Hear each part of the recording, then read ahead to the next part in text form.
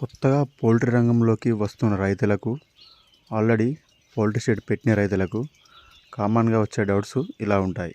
అవి ఏంటంటే, మనం షెడ్ పెట్టిన తర్వాత మనకు లాభాలు ఉంటాయా, నష్టాలు ఉంటాయా, దాంతోపాటు మన ఇన్వెస్ట్మెంట్ ఎంత వీటి మీద పెట్టవచ్చు అనే సందేహాలు చాలామందికి ఉంటాయి.